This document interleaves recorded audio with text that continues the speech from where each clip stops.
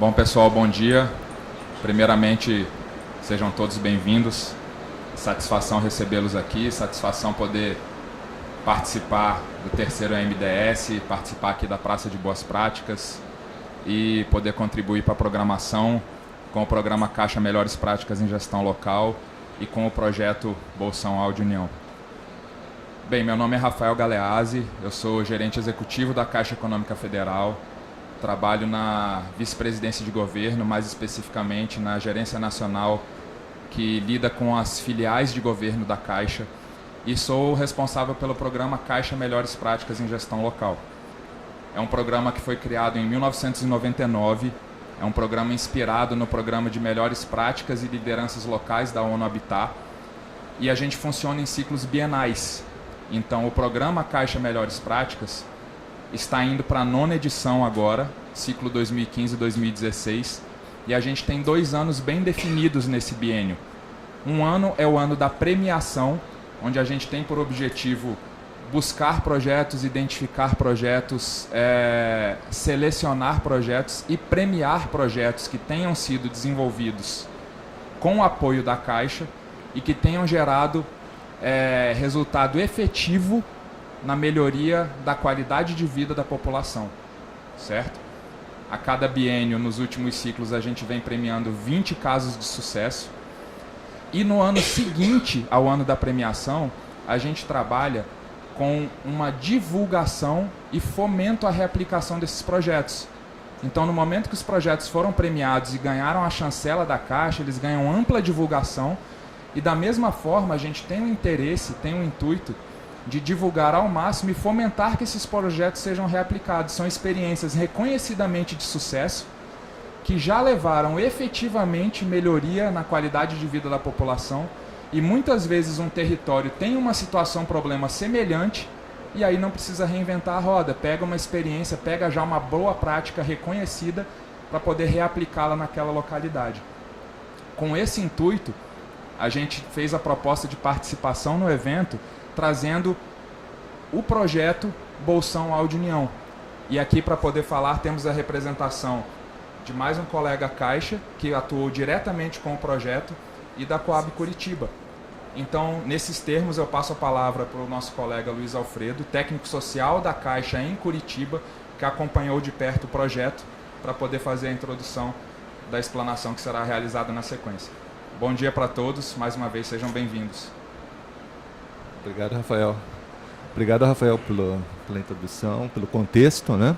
Queria desejar também um bom dia. Espero que nós possamos, né, de alguma forma, né, Obiraci, contar um pouco, né, mostrar um pouco, né, o que foi feito nesse projeto lá em Curitiba. É um projeto que eu venho acompanhando pelo menos 10 anos, no mínimo, né, esse trabalho já. E é com muita alegria a gente fica muito feliz de poder estar aqui nesse evento e falando um pouco, né, dessa coisa que o Rafael falou, da questão da reaplicação, né? Poxa, o que deu certo? Será que a gente tem condições de levar alguma coisa lá para o nosso município? E essas questões a gente vai procurar, né, nessa oficina, tentar explorar. E para isso eu vou passar a bola aqui para o nosso diretor-presidente aqui da Coab, o Biraci Rodrigues. Olá, bom dia a todos. Então, não está funcionando? Está funcionando? Está funcionando? Para a gravação estava. Para o pessoal ouvir, não. Então, muito obrigado. Primeiro, assim, eu queria agradecer aqui de público a Caixa Econômica Federal, que é uma parceira maravilhosa nesse projeto. Ela é uma parceira muito presente na Prefeitura de Curitiba, em cima de todos os projetos que a gente tem, principalmente os que beneficiam as classes mais pobres da população. Então, assim, queria muito agradecer esse convite da Caixa e falar da Caixa que excelente ideia é o prêmio, né? Eu não acredito que tenha alguma prefeitura que faça algum projeto pensando no prêmio. Mas eu vejo que a partir do momento que você é premiado, porque quando você é premiado, você tem que escrever e pensar sobre aquela ação que você está fazendo. E quando você faz isso, para uma próxima ação você pensa em projetos melhores. é sempre a tendência. Você pensa em projetos melhores, porque você fala, poxa, naquela ação passada, quando eu fui escrever, não tinha isso, não tinha aquilo, e na verdade você acaba contemplando melhores projetos. Isso é visível. Esse projeto que a gente desenvolveu em Curitiba, ele teve essa premiação da Caixa, ele teve uma outra premiação internacional, também foi escrita aí pelo pessoal da Caixa, é uma premiação em Londres, e em Londres foram inscritos 200 projetos de 80 países, e esse projeto ficou entre os 10 primeiro colocados. O único da América do Sul que ficou entre os 10 primeiros colocados. Então, assim, é um projeto que nos orgulha, assim, mas é um projeto que a gente sabe e sente que ele não pode parar. Eu até estava conversando aqui antes do início, porque tem toda uma parte física do projeto que eu vou mostrar, mas ele também tem toda uma parte social. E é muito difícil. O fato de você fazer a parte física, você dar a moradia, você tirar a pessoa de uma área de enchente, não significa necessariamente que você está inserindo ela na cidade formal. E vocês vão conseguir perceber ao longo desse projeto que tem vários desafios para inserir essa população na cidade formal. Então, assim, eu vou falar um pouco do projeto, mas a gente meio que vai fazer um bate-papo aqui, tá ok? Vou deixar vocês à vontade para fazer perguntas a hora que vocês quiserem. Vou fazer algumas perguntas para vocês também. E aí a gente vai conversando aqui sobre o projeto, e ao longo dessa 1 hora a gente vai saber tudo sobre o projeto. Mais uma? Então, gente, isso aqui... Acho que é melhor até dar uma levantada, porque senão... Isso aqui, então... Volta a anterior, por favor. Vocês podem observar que isso aqui é esse mapa que está aqui, certo? Então, isso aqui foi uma enchente que aconteceu nessa área do projeto em 1995. Essa área é uma área muito grande, 1.500.000 metros quadrados, então não é uma área pequena. Aqui ela é ladeada por uma rodovia, lá por outra rodovia, ok? Uma rodovia de um lado, outra rodovia de outro. Aqui tem uma ferrovia que ela tem um aterro muito alto, em alguns lugares chega a 5 metros em relação ao nível do solo, né, para passar a linha do trem. E aqui tem um rio maravilhoso lá do Paraná, né, um rio importante para o Paraná, nossa amiga aqui de Maringá, que é o Rio Iguaçu. Então, assim, ele é ladeado por rodovia de um lado e de outro, e ela tem essa altitude e tem o rio. Então, é uma área de constante alagamento, né? Essa foi uma das últimas enchentes mais graves que aconteceu lá no projeto em 1995. Então, um dos grandes desafios desse projeto era assim, a gente precisa acabar com a enchente desse lugar, certo? Porque a gente não ia conseguir fazer grandes coisas com o rio enchendo desse jeito. E mais tarde eu vou falar certinho para vocês tudo que foi feito para conter enchente aqui, ok? Você vai mais uma? As famílias começaram a ocupar essa área em 2001.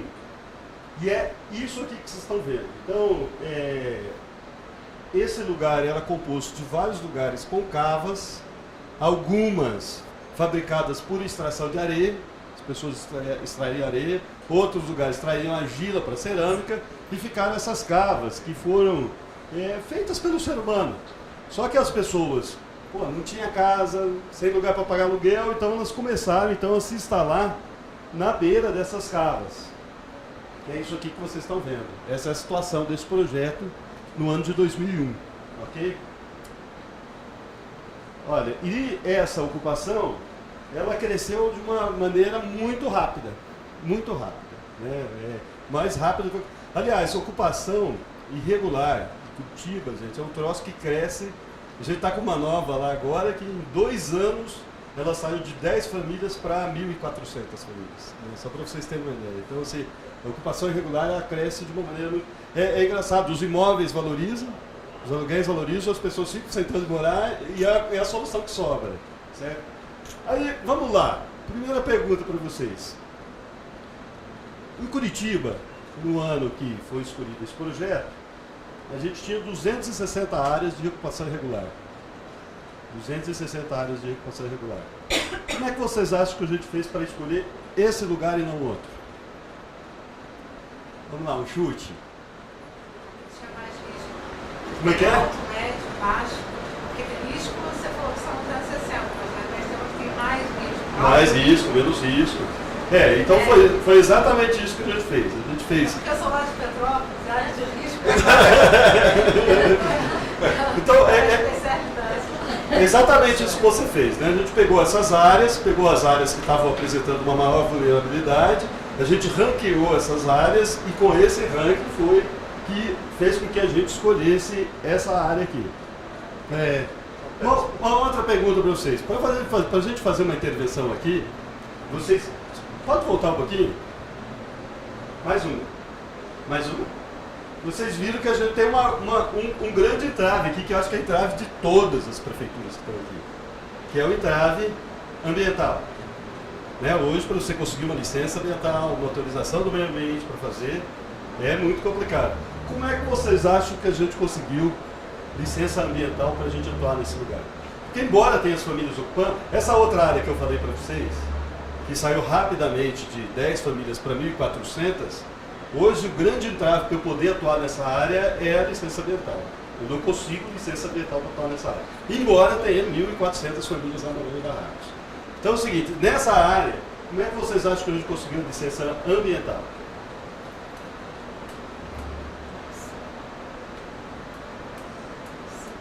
Na verdade, quando você pega aqui o rio, você tem 200 metros do Rio Iguaçu é área de preservação permanente. E desses 200 metros até a área da ferrovia é a APA, a área de preservação ambiental. Então, necessariamente, você não teria como ter uma licença ambiental para atuar nesse lugar. Não teria. Seria muito difícil. Só que o que acontece? A negociação que foi feita, e daí com a atuação de Ministério Público junto, de Justiça junto, Ministério Público do Meio Ambiente junto, a gente fez um acordo, que é o acordo do seguinte: eles autorizavam a gente a atuar na APA, dava licença para a gente atuar na APA, e em contrapartida a gente recuperava a APP. Então, hoje a gente está fazendo uma contrapartida muito grande, que é essa região aqui, ó, que vocês podem notar, entre o conjunto e o Rio Iguaçu, que a gente está recuperando essa região. Então a gente está fazendo toda uma recuperação ambiental da APP, que você pensando ecologicamente falando, seria o principal, de você recuperar a margem do rio, você recuperar a mata ciliar e tudo mais. Então, e foi dessa forma que a gente conseguiu a licença ambiental para atuar. Vocês percebem que aqui a gente teve que fazer, a gente teve que fazer um grande aterro, né? A gente não conseguiu, na verdade, fazer um projeto, porque vocês viram as cavas, com aquelas cavas daquele tamanho não tinha como você fazer rua, não tinha como você fazer nada. Então a gente teve que fazer um grande aterro. Junto com esse projeto, Curitiba começou um projeto que é a linha verde da cidade, e que ela teve que fazer grandes obras de terraplanagem. E dessas grandes obras de terraplanagem, então veio a terra que a gente conseguiu fazer esse grande aterro. Hoje, vou só falar para vocês que a gente tem um grande desafio nessa área. Porque aqui, ó, nesse triângulo aqui que eu estou mostrando para vocês, que é esse triângulo aqui, ó, esse triângulo aqui, eu não consigo fazer a regularização fundiária dele. Por quê? Porque ele está abaixo da cota de drenagem, então eu teria que fazer um aterro ali. E hoje eu não consigo, de repente, fazer esse aterro ali, porque a legislação não me permite. Então está uma grande negociação. Sabe o que eu mais gosto desse projeto? Esse projeto ele tem mais de 90% de toda a legislação municipal e federal que vocês possam imaginar aqui dentro desse projeto. Nesse projeto foi feita construção de moradia. Foi feita construção de moradia de duas formas, pelo PAC e pelo Minha Casa Minha Vida. Nesse projeto, a gente fez regularização fundiária. Regularização fundiária de duas formas.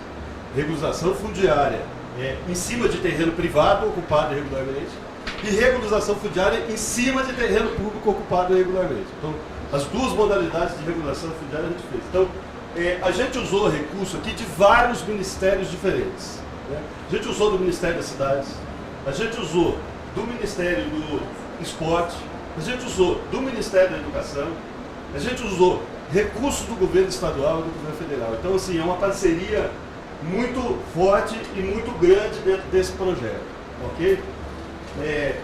Você segue aqui no livro. Então, aqui era a situação das carros, ok? Vai mais um pouquinho, por favor. E aqui já são fotos de 2007, para vocês verem assim, né? Poxa, mas meu, a ocupação era em 2001, nós estamos em 2015, vocês levaram 14 anos para fazer esse negócio. Mas já em 2007, o bairro já começou a ter cara de bairro. Para a gente evitar a inundação, que vocês vejam que faz muito tempo que não acontece uma inundação aqui no bairro, para evitar a inundação, não só o aterro só não era suficiente, o aterro somente não era suficiente. Com isso, a gente construiu um canal. Isso aqui que vocês estão vendo é um canal. Nesse canal tem um dique. Nesse canal tem um dique. E aqui tem um outro dique. Então são 2 diques para tentar evitar a inundação. Então, um canal mais 2 diques. Uma outra coisa que foi criada aqui nesse projeto, nesse lugar aqui que vocês estão vendo, foi criado um parque, que é um parque que a gente chama Parque de 100 anos da imigração japonesa. Lá no Recife, lá no Sergipe não tem japonês, não tem, né? Mas lá no Paraná tem muito japonês. Então, lá em Curitiba, por exemplo, tem uma praça, que é a Praça do Japão, né, que é colocado japonês, eles têm festival. Então, quando coincidiu que perto da inauguração desse parque, coincidiu com os 100 anos da imigração japonesa. Então foi feito um grande parque, e quem está em altíssima negociação, depois eu vou falar um pouco mais com vocês sobre isso, que o governo japonês vai tomar conta desse parque, porque o governo japonês tem interesse nesse parque. Mas esse parque foi criado com segundas, terceiras e quartas intenções. Na verdade, não é um parque só para os caras ir lá, tem um... Acho que tem uma foto aqui. Volta para frente, deixa eu ver se tem foto aqui do... Vai, mais para frente. Eu quero mostrar. Ó, volta, então esse é o parque, daí tem esse museu, é bem na entrada da cidade de Curitiba, é super bonito. E ali vai ter exposição, os japoneses vão fazer festival, é aberto para eventos. Mas a grande finalidade do parque, para nós, não é essa. Ela é uma grande bacia de acumulação de água. Então, toda essa parte aqui que vocês estão vendo, toda essa parte aqui, é um grande lago. Mas é um lago com profundidade pequena. Porque daí quando chove, em vez da água ir para cá, a água vem para o lago. E ela vai acumulando a água. Em vez dela ir para o loteamento, ela vem para o lago. Quando esse lago chega num nível em que o risco da água é voltar para o loteamento, aqui nesse cantinho aqui que vocês estão vendo, tem uma estrutura de bombeamento, que ela funciona automática. Ainda não tem, né? Vai ter. Você está instalando aqui uma estrutura, nunca precisou utilizar ela nesses anos que a gente está lá, mas assim, a gente está instalando uma estrutura de bombeamento aqui, que quando o lago chega no nível que corre o risco de voltar para o loteamento, essa estrutura ela começa a funcionar automaticamente e ela joga a água do lago para o rio. Aqui nessa região que vocês estão vendo, que é a APP, além da recuperação da mata ciliar, também vai ter uma lagoa de acumulação. Então, tudo com o propósito dessa água não voltar. Porque uma das coisas que a gente tem tentado ao longo dos anos, e não conseguiu resolver ainda, mas que a gente espera resolver, é essa linha de trem. Porque eu digo para vocês, nós construímos um dique aqui, ok? Construímos outro dique aqui, mas nós temos um dique fantástico aqui, que é a linha do trem. Essa linha do trem ela representa um perigo, assim, em termos de inundação e alagamento. Por isso que a gente está fazendo toda essa estrutura por conta da linha do trem, para que a gente consiga reservar a água aqui. Uma outra coisa que a gente está fazendo aqui nesse lugar, porque assim, vocês perceberam pelas fotos, vai passando aqui, porque a gente colocou toda uma estrutura lá. Então, esses aqui são os aterros que foram feitos. Pode seguir, sim. Esse aqui é o canal.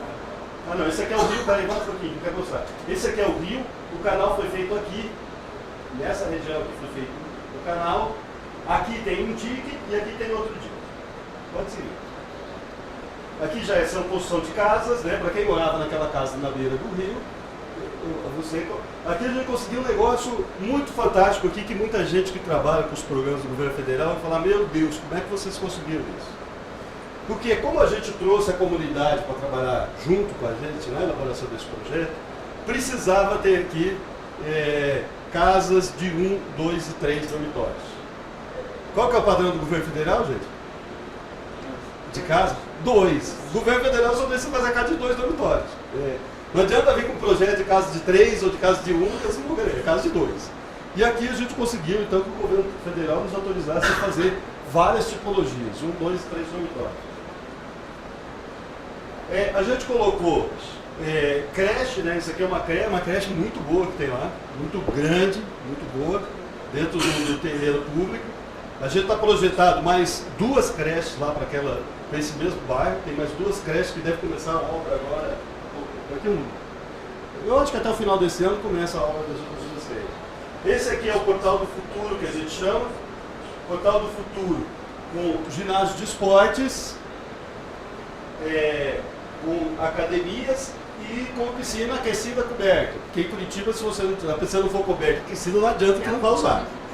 Vou falar para vocês, nós saímos de lá, essa semana já estava um frio danado em Curitiba. Então não adianta, se não for aquecida, não vai usar. Segue. Então essa estruturação, hoje isso aqui já está diferente, né? Se vocês forem lá hoje, essa rua, esse aqui é o canal e esse aqui é o dique, que eu falei para vocês, o canal e o dique. E essa rua aqui, ela está toda pavimentada hoje. Essa aqui, ó, essa aqui é a foto da pavimentação da rua. Essa rua aqui hoje, o cenário está completamente diferente. Aqui estava em obra, hoje ela é toda pavimentada. Então essa aqui é a bacia de acumulação do parque da imigração japonesa, né, que faz esse contraponto.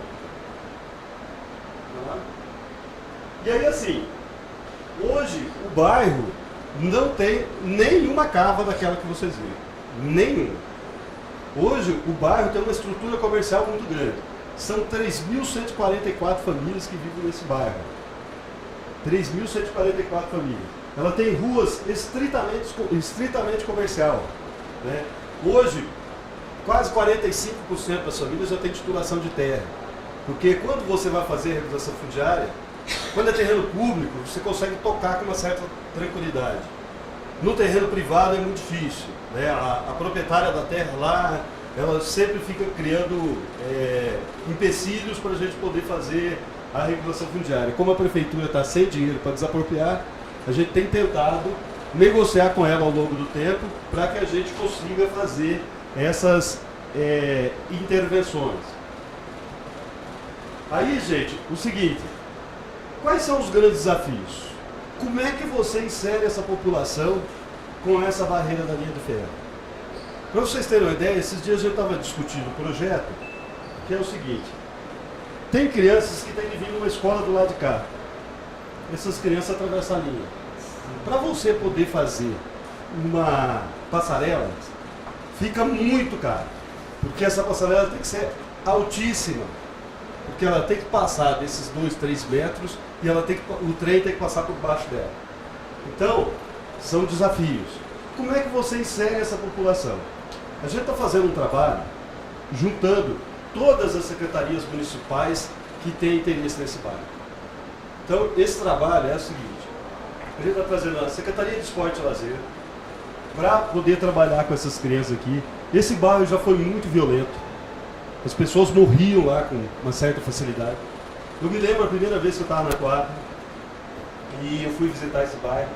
Quando eu cheguei com o carro, uma mulher veio correndo para cima de mim e falou, o senhor veio aqui por causa do assassinato? Eu falei, que assassinato, senhor? Não, é que acabaram de matar o meu vizinho. Acabaram de dar um tiro no meu vizinho. Então, você é um bairro muito violento. Então, a gente começou a fazer alguns trabalhos com as várias secretarias. Secretaria de Esporte e Lazer, Secretaria de Educação, Secretaria de Saúde, fazendo reuniões permanentes para discutir as ações do bairro. foi estruturado aqui as associações de moradores. Né? Hoje a gente tem porque no começo eles não tinham. A gente tinha dificuldade de ter a participação comunitária porque não tinha associação de moradores. Então a gente foi para o trabalho de fazer essa estruturação da associação de moradores. Associações de moradores foram estruturadas para facilitar o nosso trabalho de participação comunitária. Hoje eu vi o prefeito ali falando o seguinte, foi interessante até, porque o cara mostrou um projeto sustentável numa cidadezinha lá do Paraná de 4.000 habitantes. E daí o prefeito pegou e foi falar de Canoas, né, que tem 340 mil habitantes. E daí o prefeito falou o seguinte, você fazer uma participação comunitária com 4.000 habitantes é uma coisa. Vai fazer uma participação comunitária com 340 mil habitantes. Aqui, gente, dá 20 mil habitantes. 20 mil habitantes. Então, quer dizer, para você estabelecer essa relação e fazer essa participação comunitária é uma coisa muito complexa. Então a gente teve que fazer todo o trabalho de estruturar a associação de moradores. Hoje a associação de moradores é muito parceira. A gente colocou dentro dessa área áreas onde a associação de moradores trabalha e faz projetos. Para um bairro que estava na beira da coisa, a gente fez um levantamento que eu achei interessante. Hoje nesse bairro tem 18 igrejas, não sei se sabia. Tem 18 igrejas aqui dentro, né, atuando dentro desse bairro. Algumas com o templo aqui dentro, outras com o templo fora, mas atuando dentro do bairro. E a gente conseguiu reduzir essa criminalidade de 55%. Né? É pouco, mas para a população pobre a gente acaba achando que é muito, que é um trabalho muito grande para você poder reduzir. A prefeitura colocou dentro dessa... Vocês viram ali que quando eu falei para vocês da quadra de esporte e da piscina, eu falei que vocês viram que no slide estava escrito Portal do Futuro. Por que Portal do Futuro? Tem todo um trabalho da Secretaria de Esportes e Lazer com a juventude, de trazer a juventude para o esporte, trazer a juventude para essa prática esportiva, para tirá-las do crime. Uma outra coisa que ele está fazendo aqui, eu não sei se ouviram falar, mas Curitiba hoje recicla 90% do lixo reciclado. 90% do que se pode reciclar de lixo hoje, Curitiba recicla. Então, se vocês forem lá em Curitiba, quem já esteve lá, né, o nosso amigo aqui de Maringá conhece, Curitiba é uma cidade limpa. É uma cidade limpa, né? A limpeza é muito grande. Só que tem um entrave nisso. Você está lá caminhando, você encontra um carrinho de gente catando material reciclado. Né? Por quê?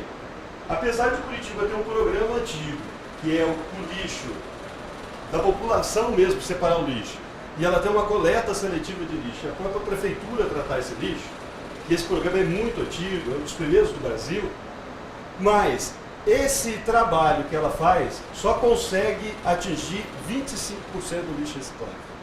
25% do lixo reciclado.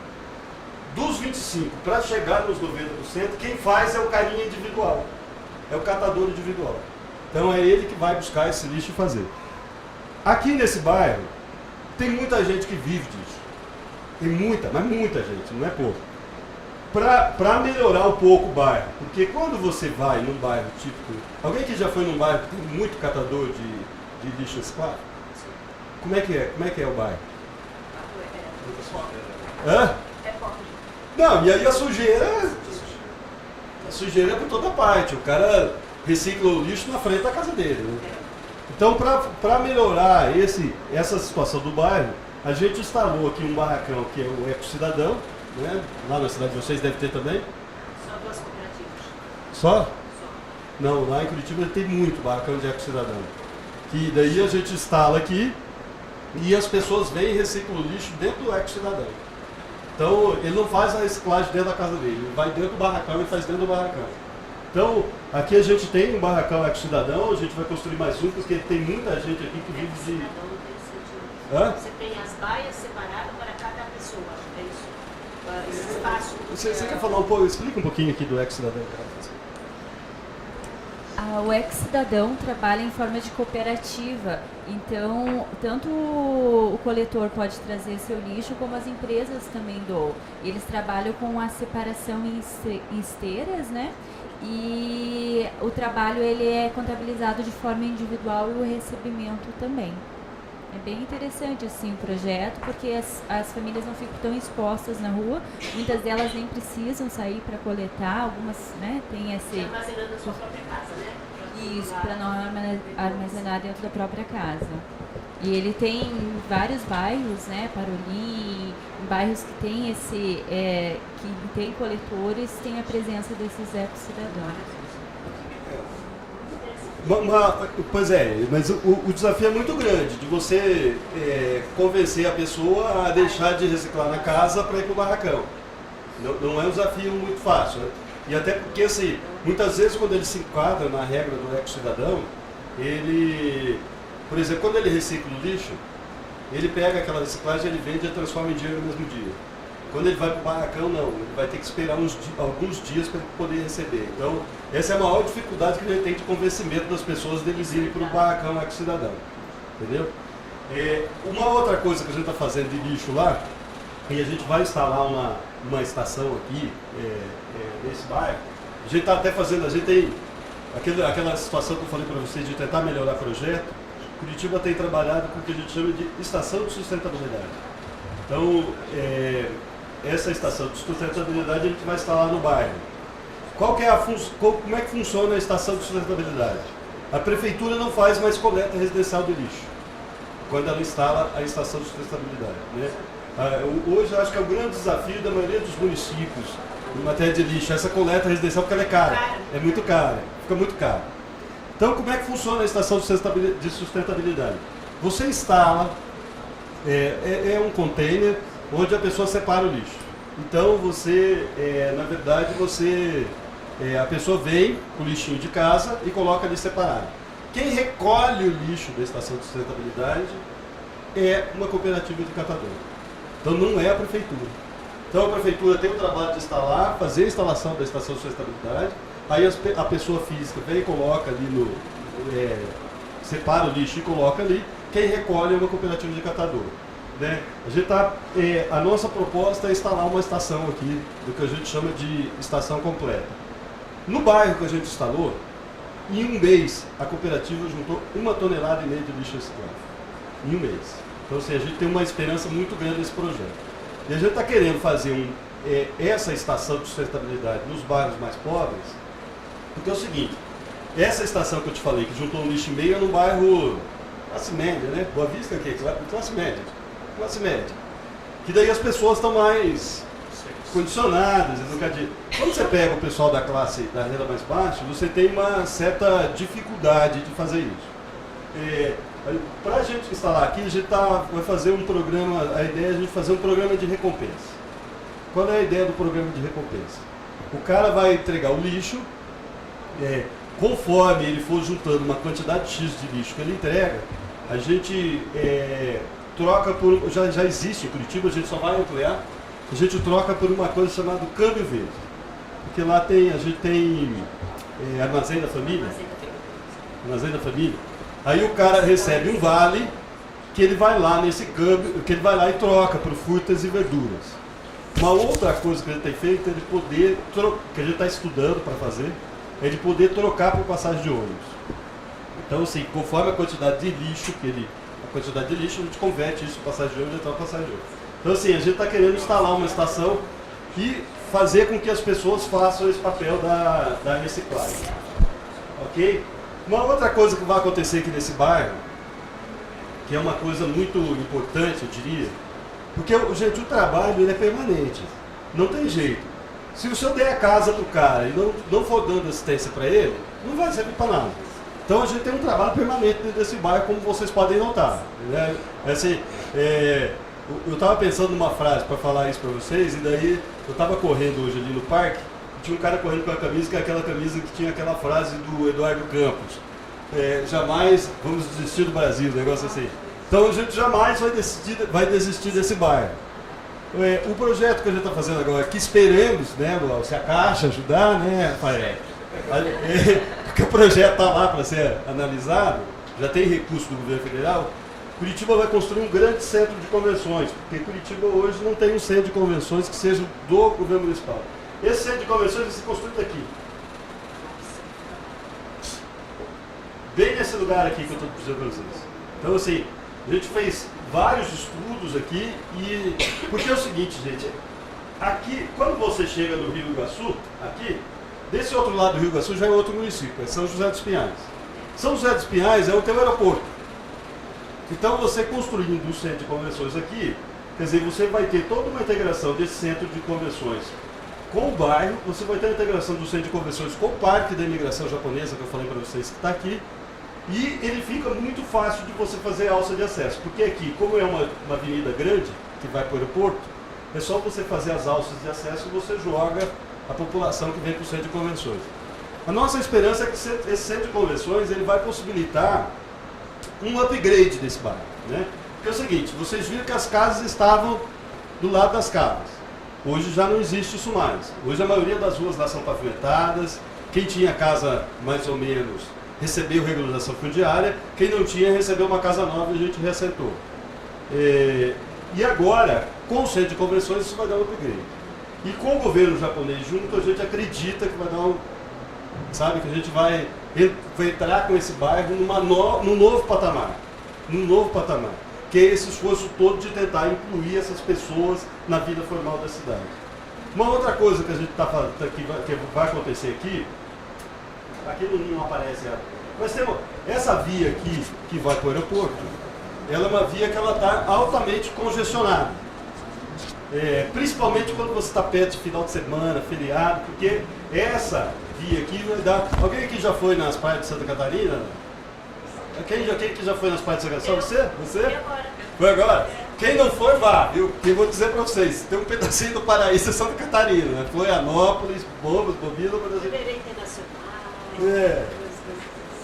O que acontece? Jurerê Internacional, né? O que acontece com Curitiba? Curitiba é o seguinte, quando dá um feriado, ou um final, não precisa ser um feriado prolongado, um final de semana, o pessoal de Curitiba todo sai por essa rua aqui para ir para Santa Catarina, ou por essa rua aqui para ir para Paraná do Paraná. Então, tanto essa rua de um lado do condomínio, como essa rua aqui, ela é toda congestionada. E hoje essas vias vão para o aeroporto. E a prefeitura lá e o governo do estado está com planos de fazer uma via que vá só até o aeroporto. Só até o aeroporto, sem ter que concorrer com o trânsito da praia, né, com o trânsito do fim de semana, com o trânsito do feriadão. Essa via vai passar bem aqui. Bem aqui assim. E ela vai direto para o aeroporto, que é aqui assim. Então, essa via, que é uma via estruturante, ela também vem para trazer um upgrade para esse bairro. Um upgrade para essas pessoas que estão aqui. Então, a gente acredita que isso deva melhorar a condição da pessoa se sentir inserida. Né? O que eu vou dizer para vocês. Fazer o DIC, conseguir a licença ambiental, foi difícil, mas é um trabalho operacional. Você fazer as casas, poxa, né? Eu sempre brinco que o governo Lula, eu milito aí na área de habitação há 25 anos. 25 anos. E o governo Lula trouxe um negócio, porque em 25 anos, até 2009, a gente nunca teve a possibilidade efetiva de fazer casa para pobre no Brasil. Nunca teve, gente. Você pode falar de parque, teve, de não sei o quê, de lá na década de 80, mas efetivamente você fazer casa para quem não pode pagar a casa, a gente não tinha no Brasil. Né? Eu lembro do par, que a pessoa tinha que ganhar 2,5 salários para começar a pagar a precisão do par. Pô, isso não é pobre, gente. 2,5 salários lá na época, pô, o cara já era muito rico. Entendeu? Então quando veio o programa Minha Casa Minha Vida, principalmente o faixa 1, foi a grande possibilidade que a gente teve de fazer a casa pobre. E eu falo assim, Deus me deu essa felicidade, né, de militar tanto tempo com a área de habitação. Aí quando está pertinho da aposentadoria, eu recebo esse presente, que é o presente de poder efetivamente fazer casa para pobre. Então aqui, primeiro a gente teve o PAC 2007. Eu tive uma felicidade de ter esse projeto selecionado no PAC. Depois a gente teve Minha Casa Minha Vida em 2009. Né, que daí o Minha Casa Minha Vida é muito mais fácil. É só você apresentar projeto.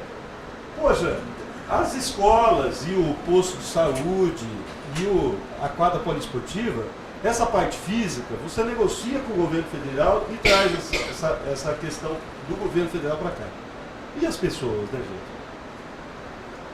gente? Eu vou dizer para vocês que é a parte mais desafiante do processo. Por isso que eu vou dizer para vocês. Quando a Caixa chamou a Quadra para vir para cá, para a gente poder falar desse projeto, falei, eu podia trazer um engenheiro para conversar com vocês. Podia trazer um engenheiro. Mas não trouxe o engenheiro, trouxe um assistente social. Trouxe um assistente social. Por quê? É o grande desafio, gente. A gente tem um esforço muito grande hoje para fazer essas pessoas se sentirem parte da cidade, gente. Eles não conseguem sentir parte da cidade. Fala Ipatinga, né? Ipatinga. Isso. Quantos mil habitantes tem aí? Aqui tem 20 mil. 20 mil? 3.144 unidades. Dessas 3.144 unidades, a gente conseguiu produzir umas 500 unidades, mais ou menos, né? Umas 500 unidades, e o restante foi regularização fundiária. Duas perguntas. Está situado aqui, zona sul, de Isso aqui é zona sul de Curitiba. É meio zona sul. região Oeste. valorizada, bem valorizada. Aqui sim, aqui desse lado aqui desse lado a gente tem um bairro, que é o bairro Uberaba, que é um bairro super valorizado, é bem valorizado. Eu estive visitando Manaus e eles têm um programa lá interessante que talvez possa servir como sugestão. Claro. O centro de convivência. Eles formaram um centro de convivência, uma coisa enorme, grande, onde eles agregam aqui várias atividades para a comunidade. Por exemplo, aula de dança, informática, aula de línguas.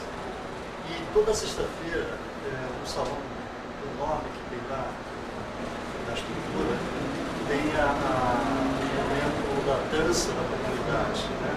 Chama o pessoal para forró. Então, aquilo ali acabou sendo um grande centro de convivência da comunidade. Claro. Eles passam o dia inteiro ali, especialmente é uma nomenclatura nova que eles deram para aquela pessoa que não é idoso, na faixa de aposentadoria, envelhecente. Como é que é? Envelhecente. Então, esse pessoal que está aposentado, que não tem o que fazer, durante o dia eles vão para lá. Então, eles têm aula de dança, artesanato, assiste cinema, e sexta-feira tem um bailão. Então, a comunidade toda aderiu aquilo ali, como se seu, de serem valorizadas por aquilo que eles fazem. Eu acho que casaria bem. Não, eu acho que cabe sim, é uma boa sugestão. Eu vou levar para esse grupo que se reúne lá. Ó, só para vocês terem uma ideia aqui, nessa tentativa que a gente tem feito de colocar essa comunidade aderente. Olha, só para vocês terem uma ideia, os cursos que foi feito lá, curso que a gente faz direto lá. Assistente administrativo RH, assistente de serviço administrativo, assistente de RH, auxiliar de almoxarifado, auxiliar de faturamento, auxiliar financeiro, bordado em pedaria, bombons e trufas, cabeleireiro básico, cardápio especial, ceia de ano novo, ceia de Natal, chapeiro, comportamento empreendedor, confeiteiro básico, corte de cabelo, costura industrial básica, costura, cama, mesa e banho, culinária, decoração de bolo, decoração de festa, depilação, design de sobrancelha, DHC, não sei o que é DHC. Digitação, docinho para festa, escova, gestão empreendedora informática básica, iniciação ao secretariado, manicure e pedicure, maquilagem, massas e bolos, massas, molhos e recheios, operador de telemarketing, panificação básica, pizzaiolo, pedreiro básico, porteiro de edifício, PowerPoint, produtos alimentícios natalinos, qualidade no atendimento telefônico, química de cabelo, salgadeiro, torta de massa forada, tortas e mousses. Isso só são os exemplos de cursos que a gente faz para gerar emprego e renda. Poderia ser feito sobre o centro de Pois é, exatamente. E fazer a pessoa se inserir na cidade formal. E esses cursos vieram.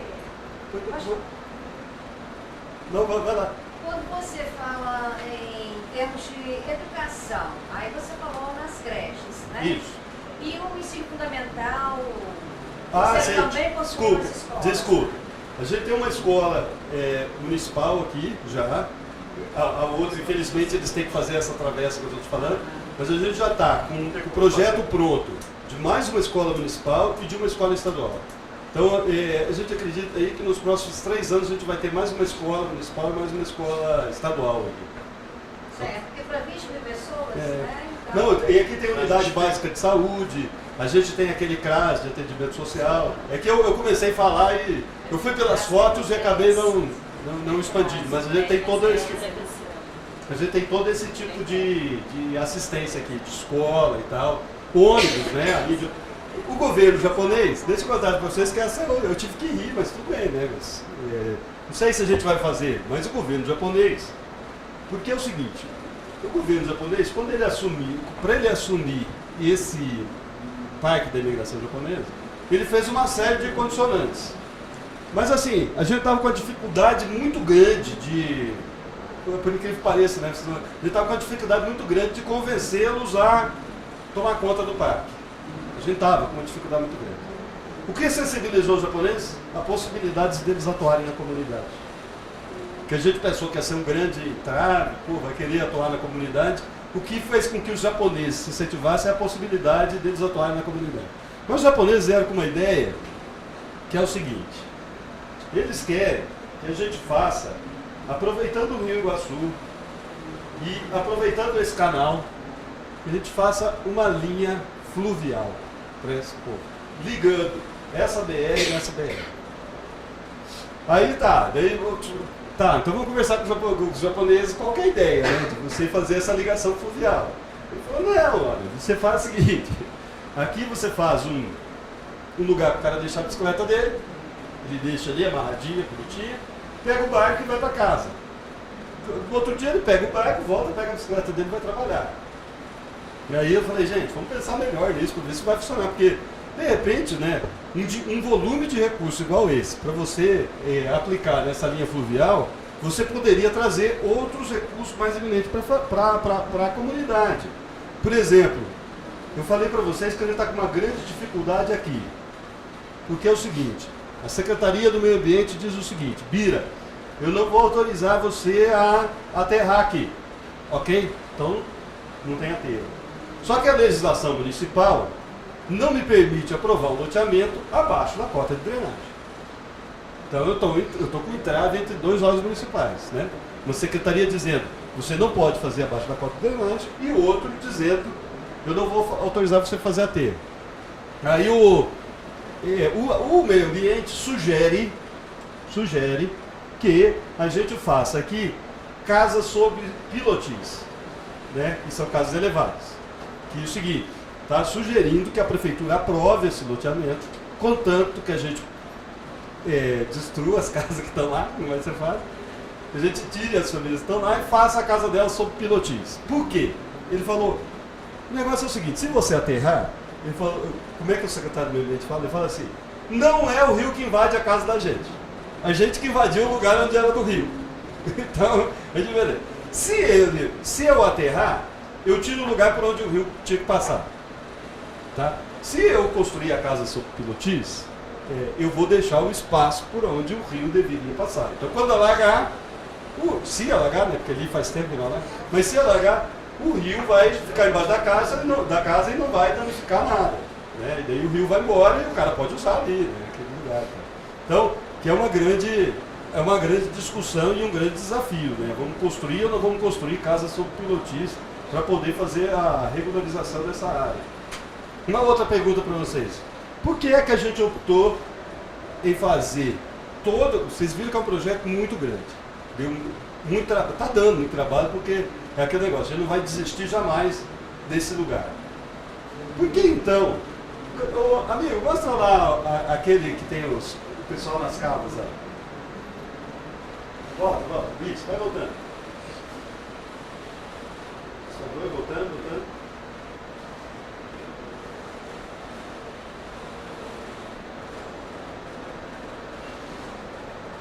Volta. Mais um. Ó, aqui. Gente, por quê? Porque vocês vejam só. Aterro. Eu falei para vocês. Eu até pedi para o menino me dar a quantidade, mas ele não conseguiu levantar. Quantidade de terra que teve que colocar aí para fazer esse aterro. A briga com o meio ambiente, para fazer regularização aqui, lá e não conseguir a licença ambiental. Você construir um dique, você construir um canal, tudo isso, casa, não sei o quê. Poxa vida, não era mais fácil arrumar um lugar e simplesmente tirar essas famílias daqui e levar lá para outro lugar, fazer ressentamento de todo mundo? Nós fazemos muito ressentamento lá em Curitiba, né? Não era mais fácil pegar uma outra área, construir tudo casa novinha e tirando tudo esse povo e levando para lá? Por que vocês acham que a gente optou em fazer aí?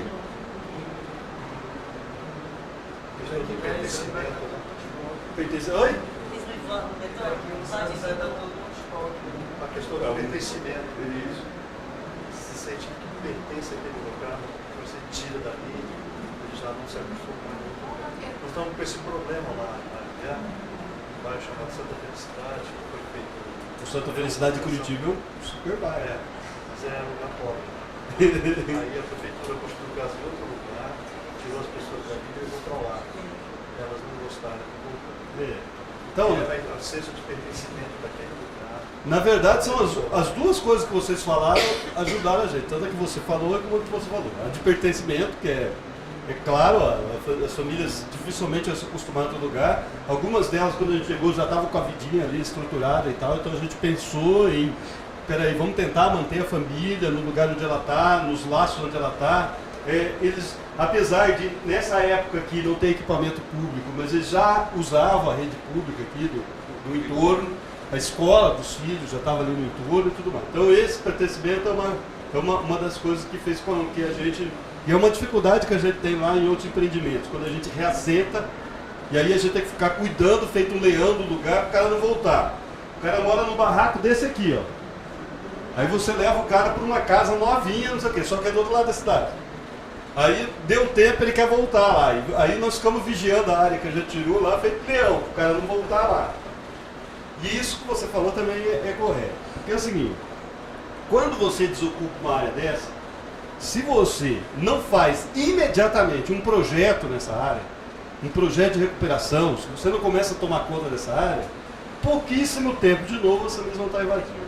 E até porque é impressionante como essa comunicação nessa classe, ela acontece de uma maneira muito rápida. De uma maneira muito rápida.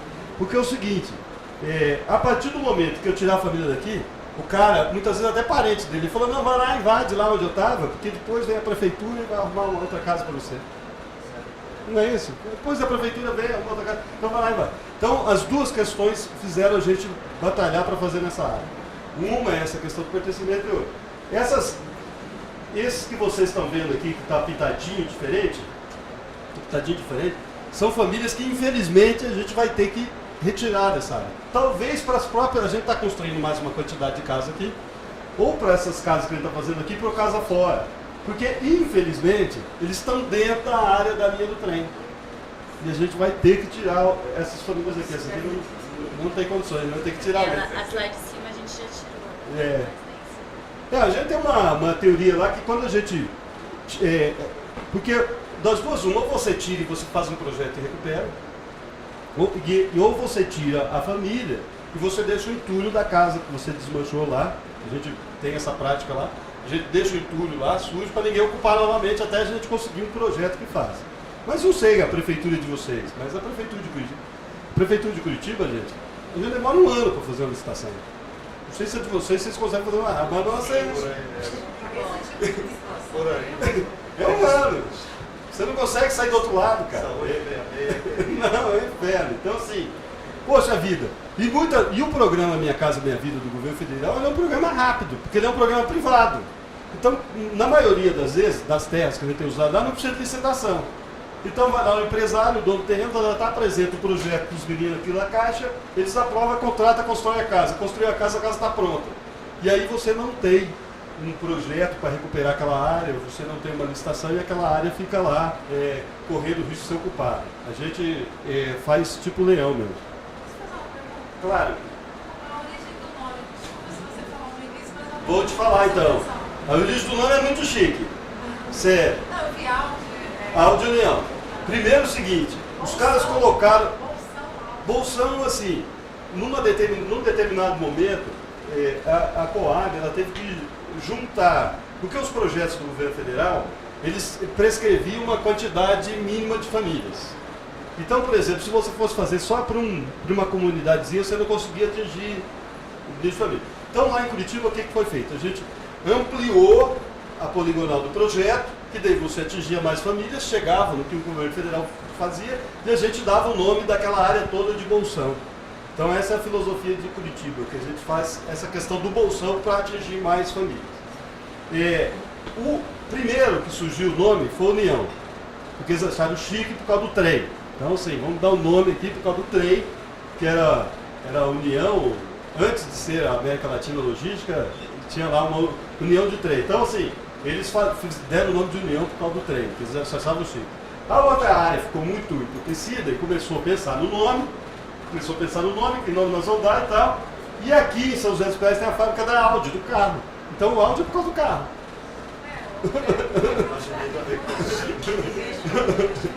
O Audi é por causa do carro e o União é por causa do trem. Eles que escolheram o nome. É que foi um acordo lá com a comunidade. Gente, mas vamos lá. Qual é a média etária das pessoas? Aqui tem de tudo. O extrato aqui é um extrato bem completo. Né? Você tem desde criança até terceira idade. Então, ela não tem uma característica.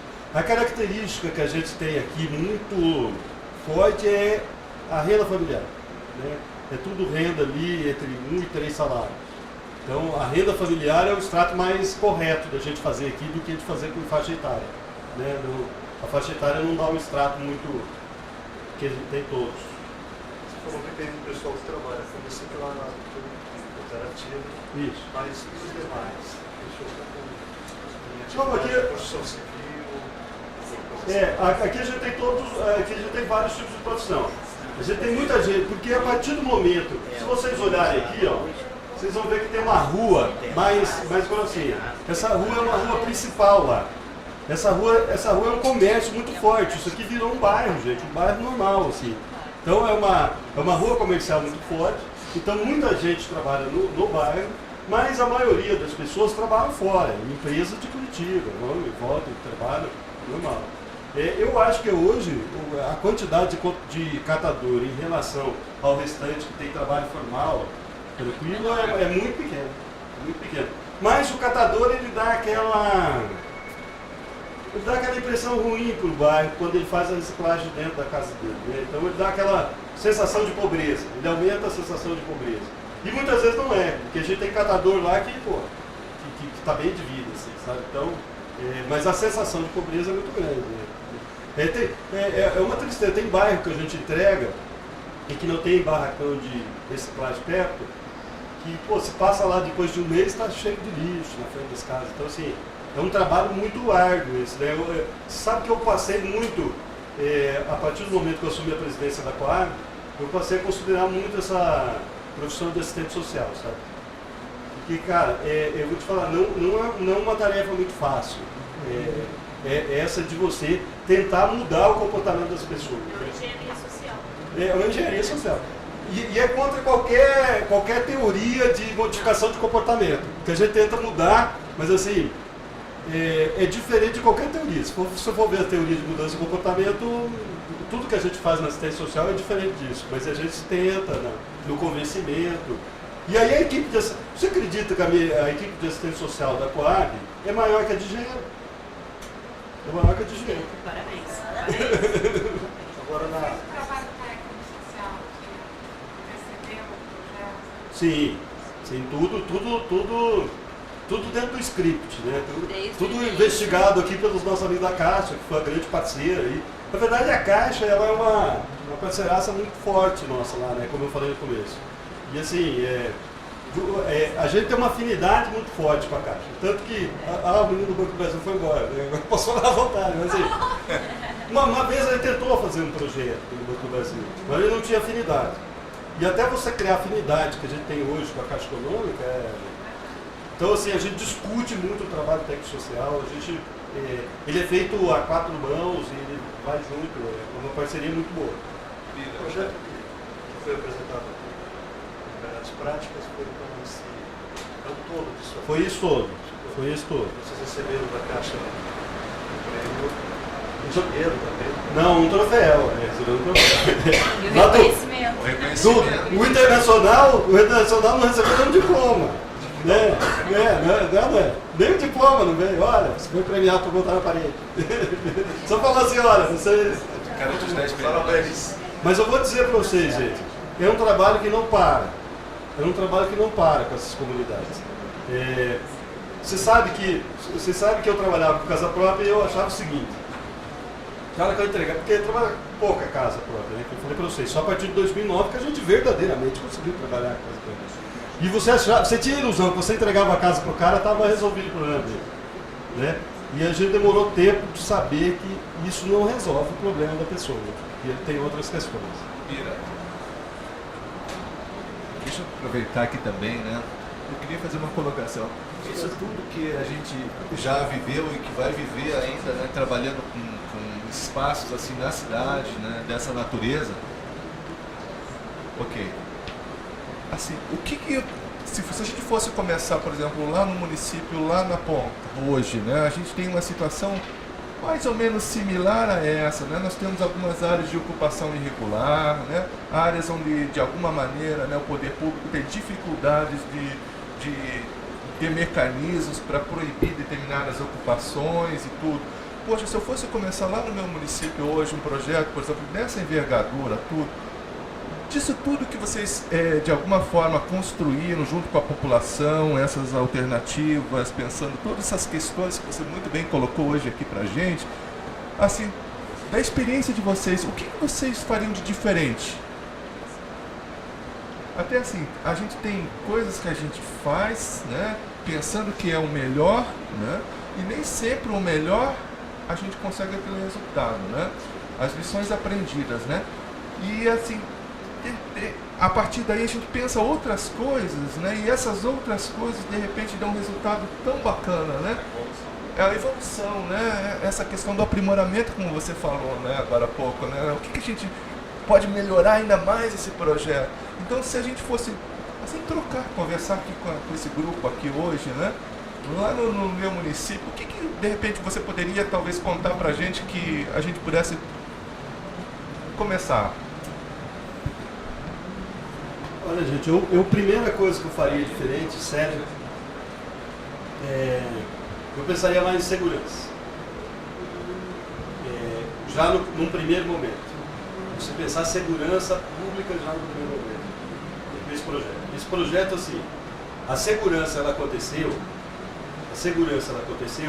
por conta de uma ação nossa com os equipamentos comunitários, né, com os equipamentos sociais, com saúde, com tentativa de geração de emprego e renda e tudo mais. Mas eu aplicaria a segurança mesmo. Vou contar para vocês que nós fizemos uma experiência agora no empreendimento que a gente fez, inclusive ele está indo à tarde do Ministério das Cidades, que o Ministério da Cidade quer conhecer um pouco dessa experiência, porque nós entregamos 1000 unidades habitacionais no mesmo lugar de faixa 1. E a gente começou a se preocupar muito, e acho que é uma preocupação do Ministério hoje, que a segurança dos empreendimentos faixa 1 ela está muito frágil. Né? Tem edifício que os traficantes estão fazendo da portaria delivery de droga. Então a gente começou a se preocupar com isso e a gente aproveitou o momento em que o prefeito ativou aquele gabinete de gestão integrada de segurança e a gente montou uma câmara temática de segurança. E nessa câmara temática de segurança participam todas as secretarias da prefeitura que têm serviços sociais para aquela comunidade, mas participam também Justiça, Ministério Público, Polícia Militar, Polícia Civil e Guarda Municipal. Todas essas pessoas participam. E a gente começou a trabalhar essa questão da segurança antes do empreendimento. Então, assim, vou falar uma das ações para vocês. Só uma, porque senão eu vou ficar delongando aqui falando para vocês. Depois, se vocês quiserem, vocês conversam aqui com a Dani, a gente tem um material todo sobre esse trabalho e a gente manda para vocês.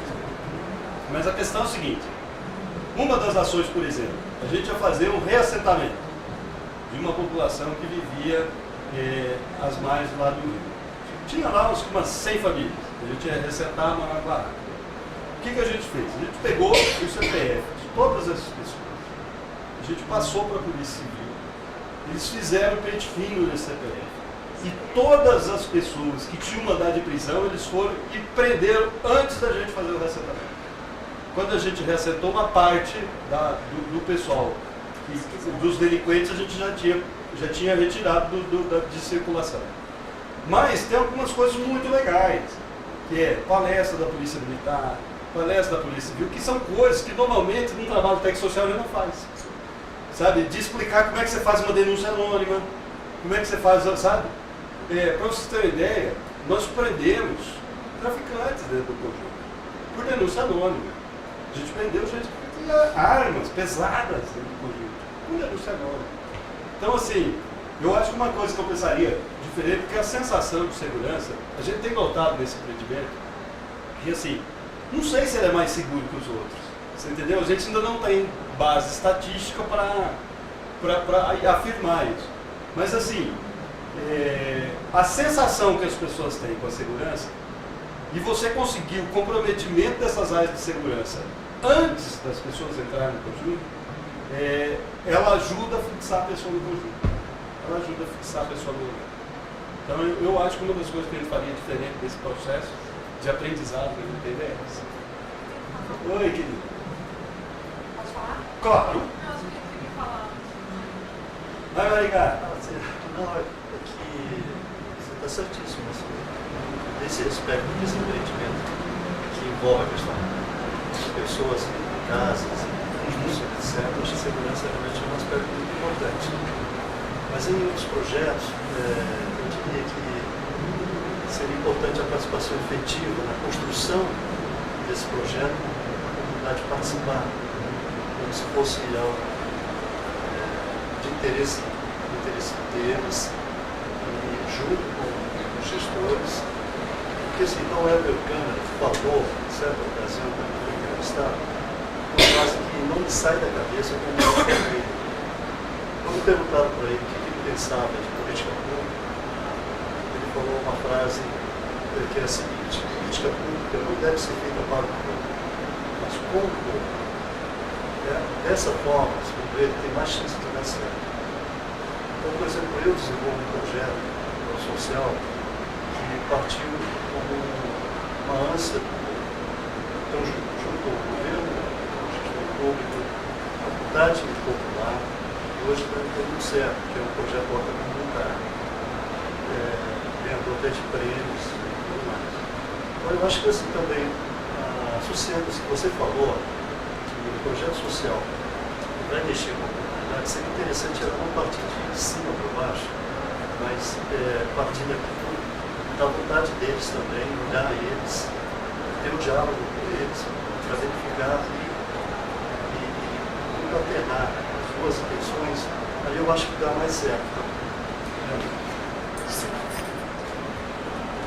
Na verdade, esse projeto do Bolsão, ele teve uma participação muito intensa de toda a população. Assim, a gente, no início, a gente fazia reuniões e coletava as informações. Foram cerca de umas 70 reuniões comunitárias, reunindo 60 famílias. Então foi um processo de uns 2 meses intensos, coletando as informações, as sugestões dessa comunidade. Foi daí que surgiram as questões das tipologias, as questões dos cursos aplicados, as estratégias do trabalho social, a questão também da proximidade. A gente sentiu a necessidade dessas famílias continuarem nessa área, né? Que a maioria que foi recentado foi do Jardim Icaraí, da 500 metros, mais ou menos, da moradia original. Então, todo esse trabalho ele foi construído de forma coletiva e que garantiu e que garante ainda a adesão dessa comunidade. Porque quem mostrou ali uma foto da Rua Helena Cancerelli, foi uma rua que ela foi alargada para que ela fosse uma via de uma passagem, interligação do bairro e também uma área de comércio. E a população entendeu e contribuiu nesse processo, porque eles tiveram que recuar seus muros, tiveram que destruir até algumas partes da casa, né, para que o projeto pudesse acontecer.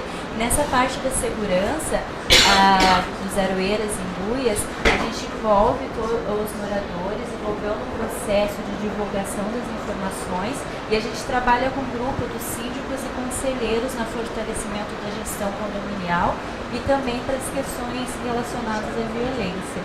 Então é uma perspectiva importante de todos os projetos que a gente executa. Petrópolis. Rapidamente, assim, você falou de a gente trocar, né? Lá em Petrópolis, a gente, não sei se os municípios também sofrem com isso. Quando a gente voltou agora no nosso terceiro mandato, a gente encontrou várias comunidades com problemas, né?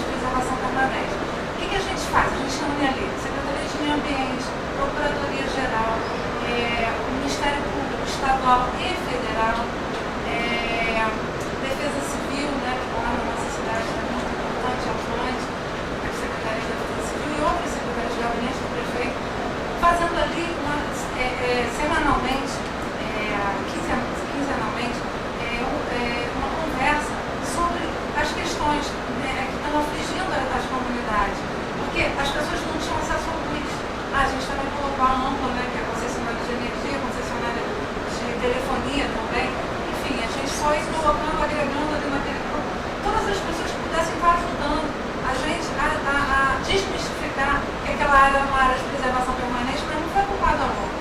Foi ocupada há 25 anos. As pessoas moravam lá há 25 anos.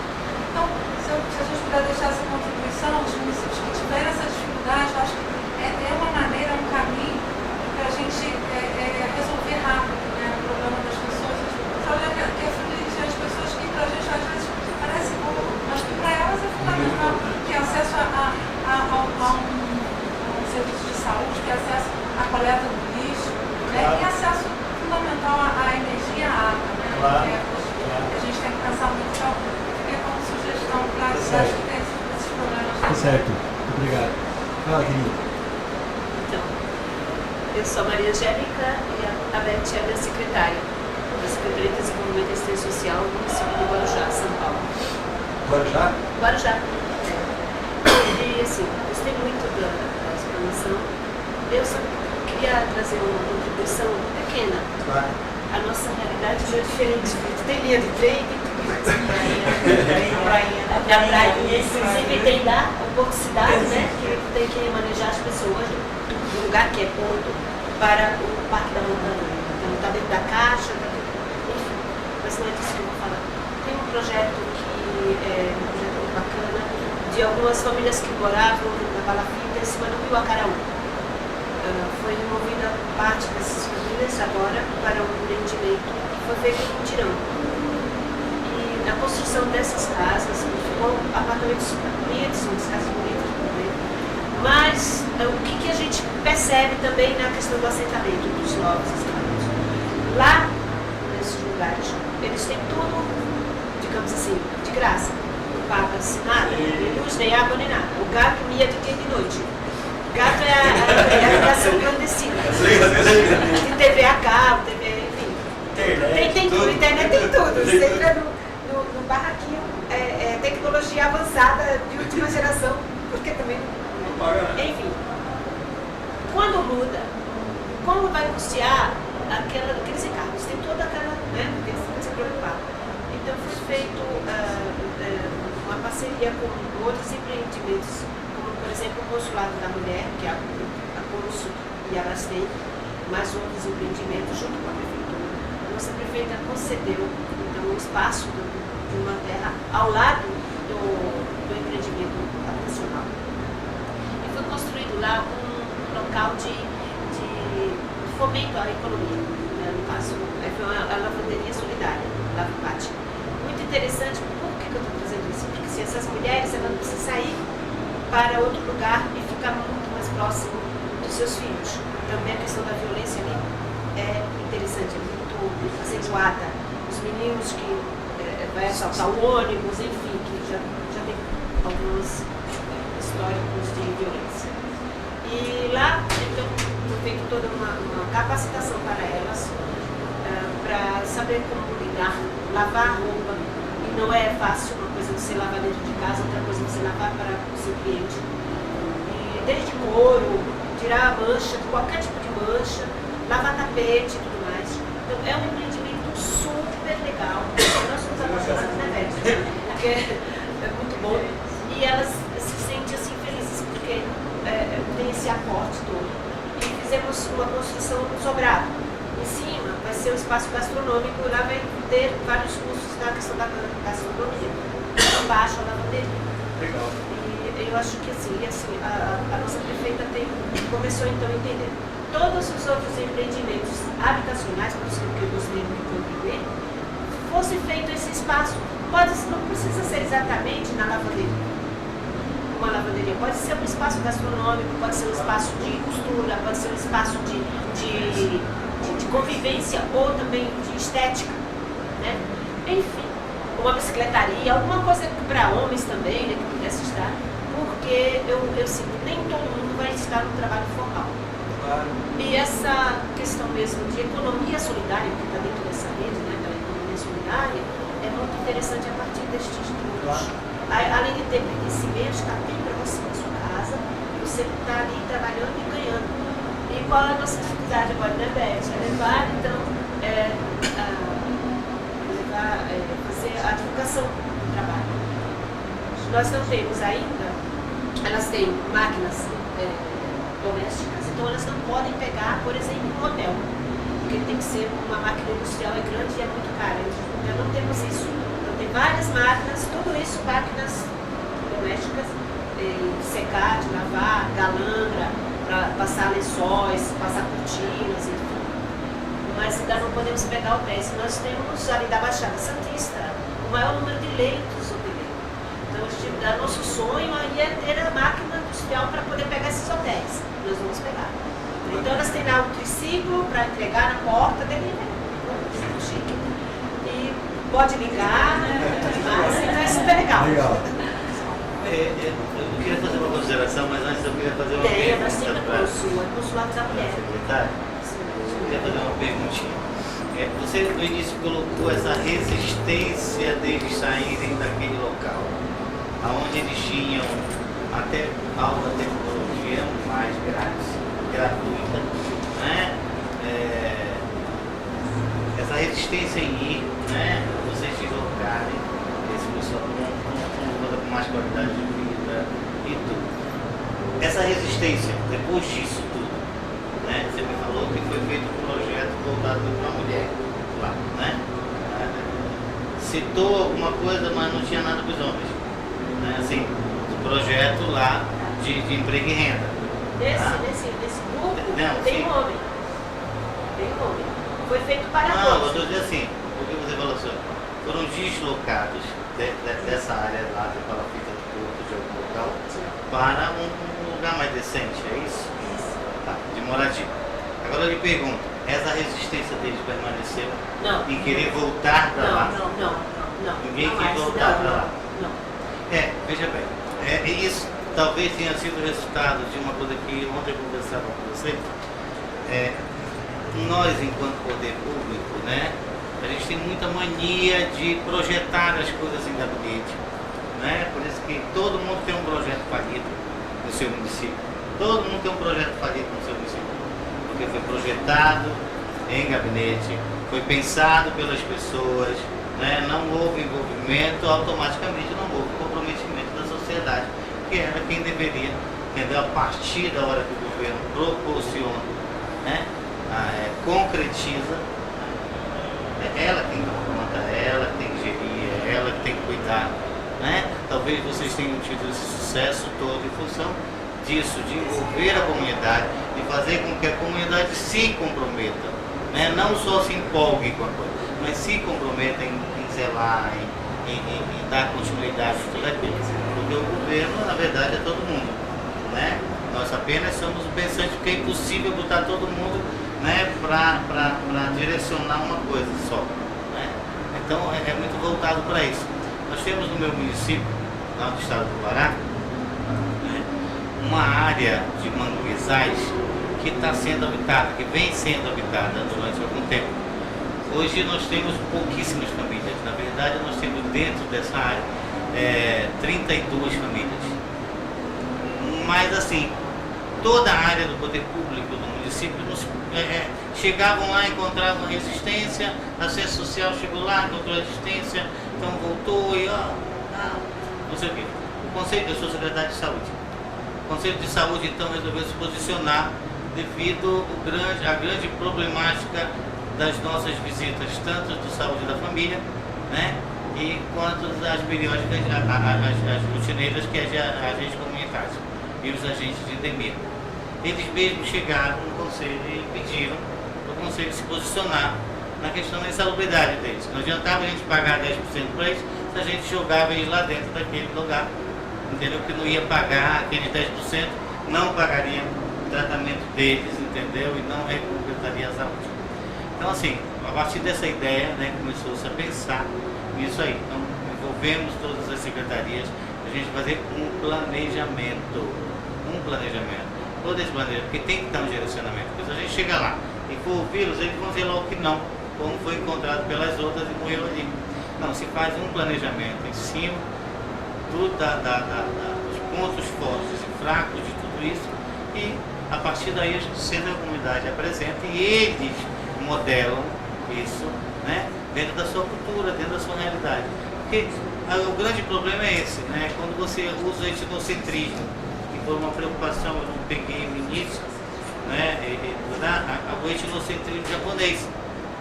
Nós estamos lá em Primavera com também mais ou menos uma coisa nesse sentido. Nós estamos com a Votorantim Cimento entrando na cidade, entendeu? Onde é um empreendimento multinacional, né? Que traz todas as suas mazelas. Eu tenho hoje um indicador financeiro de 10 mil habitantes numa cidade pequena, mas eu tenho hoje quase 17, 18 mil habitantes dentro da cidade, entendeu? Consumindo saúde, né? Consumindo saúde. Então, assim, essas coisas do planejamento, parabéns aí. Aliás, vocês de Curitiba são parabéns em muitas coisas, né? Muito bom, vocês não zeraram o outro país. Na verdade, era em todos os sentidos, né? É em todas as áreas. Tem as suas falhas, mas assim, em relação aos nossos problemas, principalmente no norte do país, né? Que inclusive ontem fiquei até um pouco triste quando a Caixa Econômica se posicionou, mas olha, vamos fazer um trabalho no norte, que o norte não utiliza os nossos serviços como deveria. Né? O investimento da Caixa Econômica é muito insignificante no norte, onde há uma necessidade muito grande. Né? Então, assim, essas coisas vão se multiplicando. Aí vem o secretário de saúde, entendeu? No Congresso, se interessar pelas áreas sociais, entendeu? Muito obrigado. Gente, nosso horário fechou. Eu queria primeiro agradecer você estar aqui, agradecer a Caixa pelo convite. Se me permite, na verdade, eu queria convidar a Dani e você para fazer considerações finais e a gente poder encerrar, justamente por conta do horário. A troca é muito rica, mas se a gente tem que finalizar, se for o caso, a gente pode evoluir mais conversas aqui na sequência. Mas, para considerações finais, se a Dani quiser fazer mais alguma colocação, ouvir a vocês, para finalizar, volta com o Alfredo e aí a gente encerra. Gente, na verdade, assim, eu só queria agradecer aí a Caixa pelo convite, por a gente estar aqui. Eu acho que foi uma troca muito importante, eu aprendi muito aqui com vocês. De dizer assim, Caixa, parabéns aí pelo prêmio Melhores Práticas, porque eu vejo o seguinte, a partir do momento que você ganha esse prêmio, você aprimora seus projetos. Aqui vocês viram um projeto imenso, mas se vocês pegarem e forem olhar as práticas premiadas, que foram premiadas na última edição, vocês vão ver que tem práticas muito simples que são premiadas. E essa premiação traz sempre uma evolução e novas ideias. E essa troca aqui com vocês, que ver Petrópolis, que é um município que eu adoro, eu estive lá ano passado, Maringá, pessoal do Guarujá aqui, pessoal do Pará. Então, assim, eu acho que é uma troca muito importante e muito obrigado. Muito obrigado pelo convite. Particularmente queria agradecer também a Coab, né, por ter feito o esforço, né, de estar aqui conosco, né, nesse evento. Agradecer também, né, porque todo esse trabalho de alguma forma foi em função também de vocês, né, vocês colocaram a mão na massa, né, e nós da Caixa, no que a Caixa puder contribuir e apoiar, né, iniciativas como essa, e que a gente possa levar as melhores alternativas, o que deu certo de repente para outro local, que é o objetivo do programa, né, Caixa Melhores Práticas, né. A gente não precisa começar de novo, né? A gente pode começar a partir de algumas coisas que já deram certo, né? Fazer diferente, né? E quem sabe a gente possa mudar um pouco essa realidade desse nosso país, né? Então é isso, gente. Muito obrigado. Bem, pessoal, antes de finalizar, eu quero convidar todos a conhecerem um pouco do material. A gente tem disponível aqui. Aqui tem um livreto, um DVD com os 20 projetos premiados da última edição, do último ciclo do programa Caixa Melhores Práticas. Como o Bira bem colocou, são projetos que impactam a qualidade de vida da população, melhorias, independente do porte do projeto, do tipo do projeto, certo? Então, são casos reconhecidamente de sucesso. Consta aqui informações sobre o projeto Bolsão Áudio União, constam informações sobre o site com outras informações de outros projetos já premiados pelo programa Melhores Práticas.